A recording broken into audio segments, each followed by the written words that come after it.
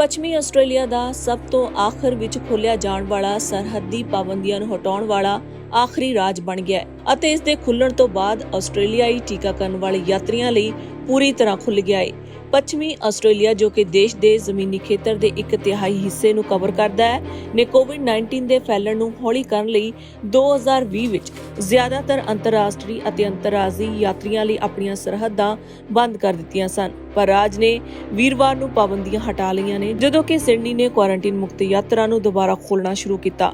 Perth ਦੇ ਹਵਾਈ ਅੱਡੇ ਦਾ ਮਾਹੌਲ ਬਹੁਤ ਹੀ ਭਾਵੁਕ ਰਿਹਾ, ਕਿਉਂਕਿ ਨਿਰਧਾਰਤ 22 ਘਰੇਲੂ ਉਡਾਣਾਂ ਵਿੱਚੋਂ ਪਹਿਲੀ ਅਤੇ 5 ਅੰਤਰਰਾਸ਼ਟਰੀ ਉਡਾਣਾਂ ਵੀਰਵਾਰ ਨੂੰ ਆਉਣੀਆਂ ਸ਼ੁਰੂ ਹੋ ਗਈਆਂ। ਪੱਛਮੀ ਆਸਟ੍ਰੇਲੀਆ ਨੇ ਇਸ ਸਾਲ ਬਹੁਤ ਜ਼ਿਆਦਾ ਛੂਤਕਾਰੀ ਓਮਿਕਰੋਨ ਵੇਰੀਐਂਟ ਦੇ ਫੈਲਣ ਤੱਕ ਕੰਟੈਕਟ ਟ੍ਰੇਸਿੰਗ ਅਤੇ ਕੈਰੀਅਰਾਂ ਨੂੰ ਅਲੱਗ-ਥਲੱਗ ਕਰਕੇ ਮਹਾਮਾਰੀ ਦੌਰਾਨ ਕੋਰੋਨਾ ਵਾਇਰਸ ਦੇ ਸਥਾਨਕ ਫੈਲਣ ਨੂੰ ਸਫਲਤਾਪੂਰਵਕ ਰੋਕ ਦਿੱਤਾ ਸੀ। ਹੁਣ ਰਾਜ ਹਰ ਰੋਜ਼ 1000 ਤੋਂ ਵੱਧ ਨਵੇਂ ਸੰਕਰਮਣ ਮਾਮਲੇ ਸਾਹਮਣੇ ਆ ਰਹੇ ਨੇ।